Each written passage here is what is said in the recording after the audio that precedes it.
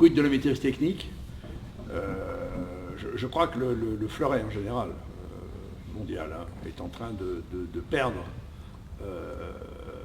beaucoup de qualité technique, beaucoup de qualité tactique. Par contre, ils ont énormément augmenté leur qualité physique et les qualités d'opportunisme pour aller mettre des touches. Le temps d'escrime, on s'en fout. L'essentiel, c'est d'aller allumer. Tu parlais toi-même d'attaque remise. Oui. Donc l'attaque est faite pour faire une remise et non pas pour faire une attaque. On a eu une évolution de l'arbitrage qui, à mon sens,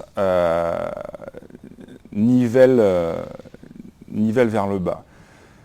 C'est-à-dire que... Ben oui, mais c'est-à-dire que maintenant, on a moins besoin, et j'aime pas dire ça, mais on a moins besoin d'une maîtrise technique pour pouvoir être performant.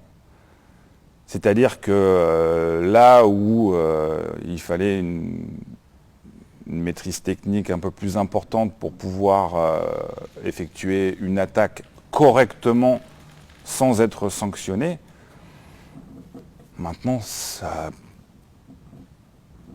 peut passer sans avoir des qualités techniques extrêmes. Et heureusement, les tout meilleurs restent ceux qui ont voilà, les tout meilleurs restent toujours ceux qui ont la meilleure maîtrise technique. Mais voilà, c'est-à-dire que on a de plus en plus d'athlètes maintenant qui peuvent prétendre à accéder à un certain niveau de performance avec un niveau technique qui est beaucoup plus faible. Là, actuellement, au fleuret, il y a quelque chose qui a complètement disparu depuis quelques années, c'est l'attaque sur préparation. Quelque chose qui n'existe plus. Voilà. Mais oui, le pire, c'est qu'on a été obligé encore une fois, on en revient à l'arbitrage, on a été obligé de le modifier. C'est-à-dire que l'attaque sur préparation, avant, qui se faisait donc sur la marche adverse, une attaque avec un allongement du bras, on a été obligé de la transformer, mais même nous, maîtres d'armes, de l'enseigner avec une main qui va terminer en opposition, en fait.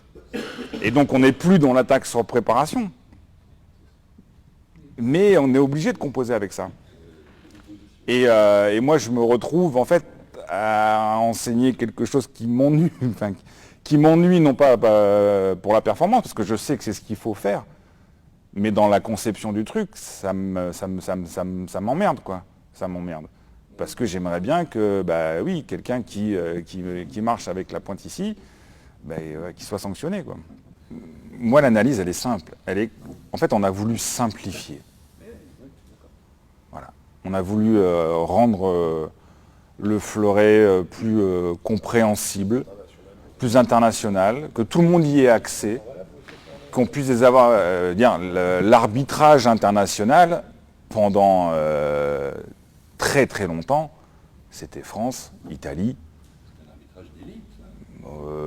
Allemagne un petit peu, mais et là maintenant on a, c'est une démocratisation de l'escrime et c'est très très bien, mais on est allé au plus vite en fait.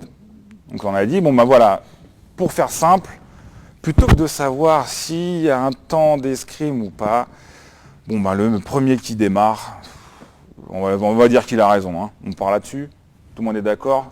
Allez, c'est parti. Ben, c'est facile après. C'est facile. Après, c'est juste un visuel de mouvement, en fait. Donc, quelqu'un qui commence à bouger en premier, tu lui donnes l'initiative. Et tu n'as plus à te préoccuper de savoir s'il a le bras ici, s'il l'a là ou pas, quoi. Le concept de temps d'escrime disparaît. Et d'une certaine le temps d'escrime, façon... c'est devenu les lampes, en fait. Oui. C'est aussi simple que ça. Et donc, ça met en cause, enfin, le fleuret. Le fleuret risque de disparaître. Alors justement, avec votre expérience et cursus, que pensez-vous qu'il puisse être fait pour éviter que ce soit l'arbitrage qui conditionne la pratique? Après, c'est très difficile à maîtriser, de savoir en fait qui vraiment influence cette évolution de l'arbitrage.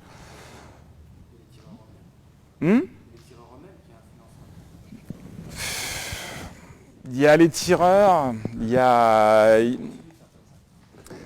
Oui. Mais je pense quand même qu'il y a on a une commission internationale d'arbitrage aussi, avec des gens qui quand même vont aiguiller sur la façon d'arbitrer. Là, par exemple, ça fait 1 an et demi, 2 ans, Yann, où on commence, alors sur des situations arrêtées, et en fait, on ne dit même pas attaque sur préparation, on dit attaque stop et l'attaque de droite. Voilà. On essaie de compenser quand même pour revenir sur des choses un peu... mais sur toute action en mouvement, il n'y aura jamais d'attaque sur préparation, c'est terminé. Voilà. Le seul cas où un arbitre nous dit attaque sur préparation, c'est quand il n'y a que le nom. Oui, voilà. À une certaine époque, à l'époque où tu étais tireur, rappelle-toi des Allemands qui avaient tourné le règlement sur l'attaque au fer. Préparation au fer, je retire le fleuret, j'ai le fer, j'ai priorité, j'avance et j'y vais.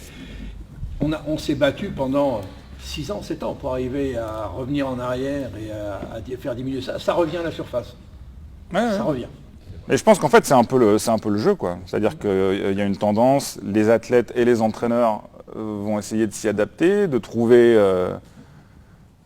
quelque chose pour contrer, et puis c'est toujours comme ça. On observe ces déviances-là sur le haut niveau, donc nous, dans notre enseignement, inconsciemment, on essaie aussi de faire en sorte que nos minimes, nos cadets, ils soient... Alors le danger pour moi, il est là. Le plus gros risque... Donc les cadets qui vont devenir des juniors, des seniors, ils vont récupérer ils vont considérer comme acquise cette déviance, ils ne peuvent plus revenir en arrière. Et en fait, on se rend compte, moi je me suis fait la réflexion que faire travailler de l'attaque sur préparation à la leçon individuelle, pour moi, c'est plus possible. Donc ça dépend. Moi, je suis pas forcément d'accord avec ça. Je pense que le danger, c'est un grand mot, mais le risque, il est de vouloir coller trop tôt à ce qui peut se faire en senior ou en compétition internationale. Et donc, du coup, limiter l'enseignement à des situations ou à des coups.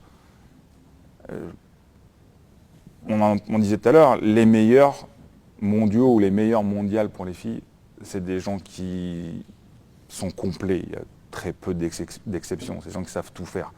Mais c'est pareil, même pour les meilleurs, en fait. Même pour les meilleurs. Quand tu as été habitué pendant tellement longtemps à un mode de fonctionnement pour arbitrer, et que là, tu dois intégrer un nouveau paramètre, il y a des fois, tu vois, ça coince.